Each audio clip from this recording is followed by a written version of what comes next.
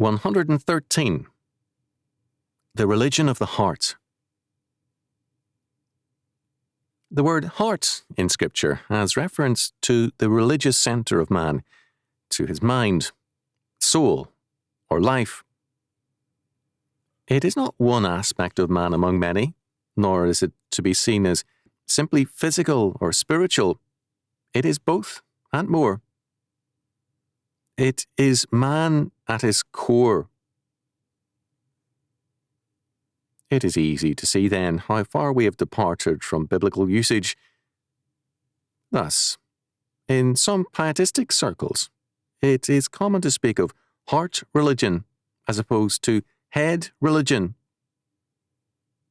Heart religion refers to feelings, head religion to intellectual grasp and theological formulation, and heart religion is supposedly real religion, and head religion is only the form of it, and not true or converted religion. Such usage rests on a false doctrine of man, a dualistic or tripartite view. In pietism, heart religion or emotional experience is made basic to faith, and the result has been a loss of doctrinal clarity, antinomianism, and anti-creedalism.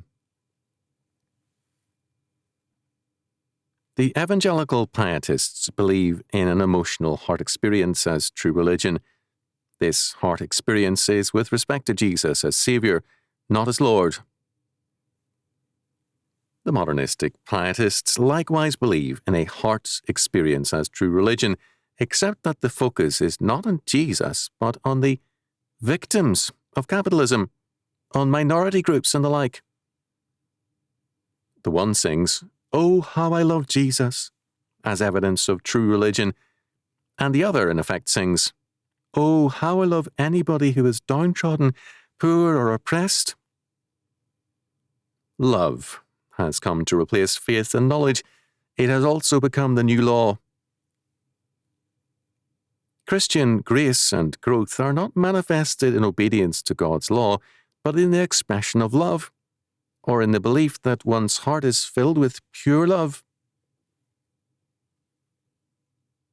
Let us look at the formulation of this in John Wesley's Doctrine of Christian Perfection.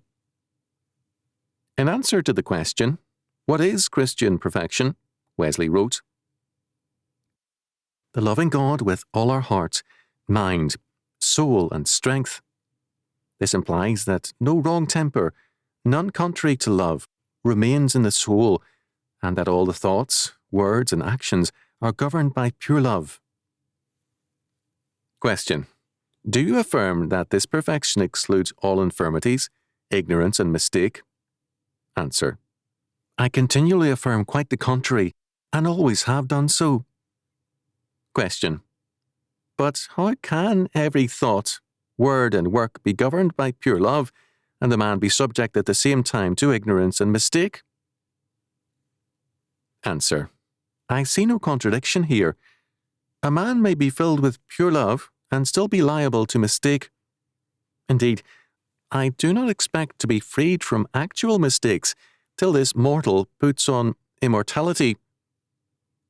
I believe this to be a natural consequence of the soul's dwelling in flesh and blood, for we cannot now think at all, but by the mediations of those bodily organs which have suffered equally with the rest of our frame, and hence we cannot avoid sometimes thinking wrong till this corruptible shall have put on incorruption.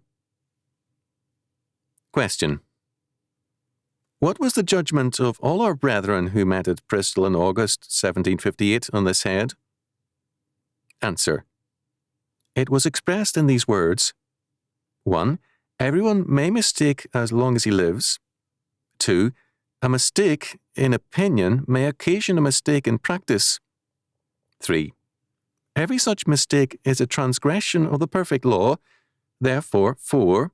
Every such mistake, were it not for the blood of atonement, would expose to eternal damnation. 5. It follows that the most perfect have continual need of the merits of Christ, even for their actual transgressions, and may say for themselves, as well as for their brethren, forgive us our trespasses? This easily accounts for what might otherwise seem to be utterly unaccountable, namely, that those who are not offended when we speak of the highest degree of love, yet will not hear of living without sin. The reason is they know all men are liable to mistake, and that in practice as well as in judgment. But they do not know or do not observe that this is not sin, if love is the sole principle of action. Question. But still, if they live without sin, is it not plain that they stand no longer in need of Christ in his priestly office? Answer.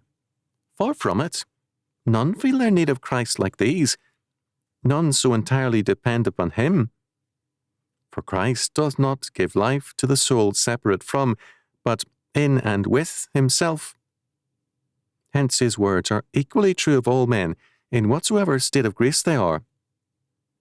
As the branch cannot bear fruit of itself except it abide in the vine, no more can ye, except ye abide in me. In every state we need Christ in the following respects. 1. Whatever grace we receive, it is a free gift from him. 2. We receive it as his purchase, merely in consideration of the price he paid. 3. We have this grace not only from Christ, but in him. For our perfection is not like that of a tree, which flourishes by the shape derived from its own root, but like that of a branch which, united to the vine, bears fruit, but, severed from it, is dried up and withered. 4. All our blessings, temporal, spiritual, and eternal, depend on his intercession for us, which is one branch of his priestly office, whereof, therefore, we have always equal need. 5. The best of men still need Christ in his priestly office to atone for their omissions, their shortcomings, as some not improperly speak, their mistakes in judgment and practice, and their defects of various kinds. For these are all deviations from the perfect law, and consequently need an atonement. To explain myself a little farther in this head, 1. Not only sin properly so called, that is, a voluntary transgression of a known law, but sin, improperly so called, that is, an involuntary transgression of a divine law, known or unknown, needs the atoning blood. 2.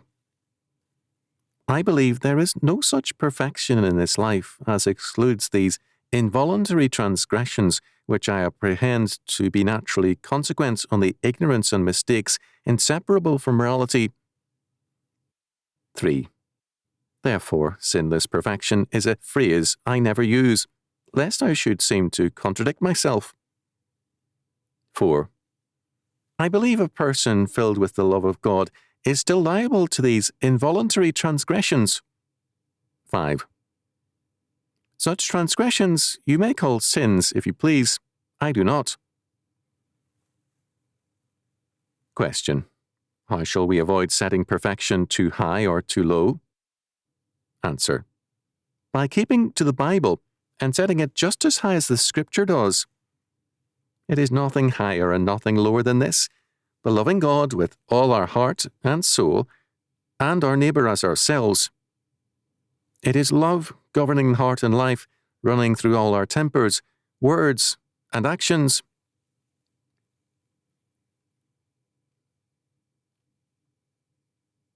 Wesley's thinking here rests on a Greek foundation, a mind-body dualism, and his idea of perfection has a Neoplatonic heritage.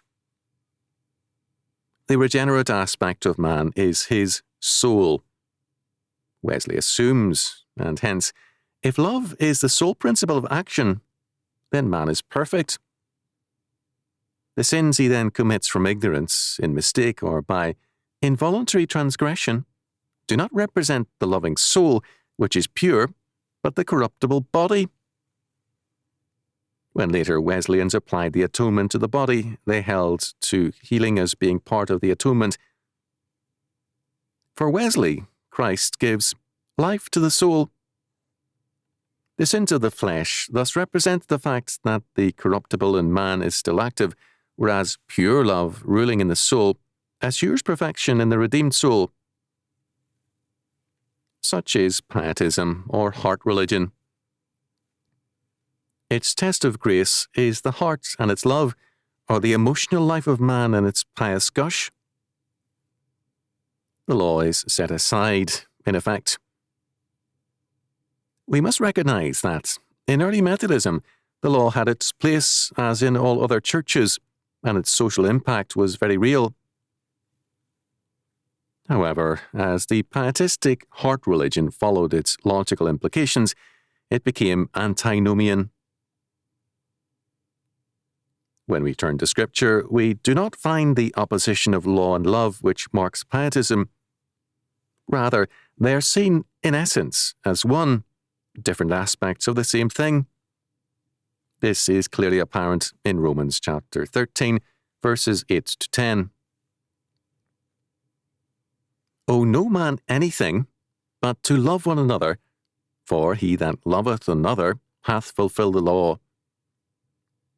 For this, thou shalt not commit adultery, thou shalt not kill, thou shalt not steal, thou shalt not bear false witness, thou shalt not covet. And if there be any other commandment, it is briefly comprehended in the saying, namely, thou shalt love thy neighbour as thyself. Love worketh no ill to his neighbour. Therefore, love is the fulfilling of the law. We are not told that love replaces the law, but that love fulfills the law, that is, puts the law into force. Love will not work ill, that is, acts of lawlessness to a neighbour. The same point appears with telling force in 3 other verses. Circumcision is nothing, and uncircumcision is nothing, but the keeping of the commandments of God. 1 Corinthians chapter 7, verse 19. For in Jesus Christ neither circumcision availeth anything, nor uncircumcision, but faith which worketh by love. Galatians chapter 5, verse 6. For in Christ Jesus neither circumcision availeth anything, nor uncircumcision, but a new creature. Galatians chapter 6, verse 15. Compare Romans chapter 2, verses 25 to 31. These are 3 virtually identical statements. More, they are in St. Paul's mind identical. He is in each case affirming the same thing, a true and living faith which is the totality of a man's being, as against an emphasis on externalism and ritual compliance. He thus uses 3 things to express this core religion, the faith which is from the heart, from the centre and totality of a man's being. First, there is the keeping of the commandments of God. Second, there is faith which worketh by love. Third, there is the fact that in Christ we are a new creature, or as Moffat rendered it, for what counts is neither circumcision nor uncircumcision, it is the new creation. These 3 things are in essence the same. The new creation means faith working by love, which means keeping the commandments of God. This is what the biblical doctrine of man involves. It is a unity of life, thought, and action. To be double-minded, or literally two-souled or two-minded, means to be unstable in all our ways. James chapter 1, verse 8. It means an inability to function, and it prevents us from receiving anything from the Lord. James chapter 1, verse 7. The double-minded man is one who halts between 2 opinions, who wants the advantages of both, but the liabilities of neither. The problem with the double-minded is not that he has 2 substances, mind and body, making up his being, but that he is unwilling to commit himself openly to either one or the other of 2 moral decisions. He wants sin without the consequences of sin, and virtue without the responsibilities of virtue. Double-mindedness is a moral, not a metaphysical fact.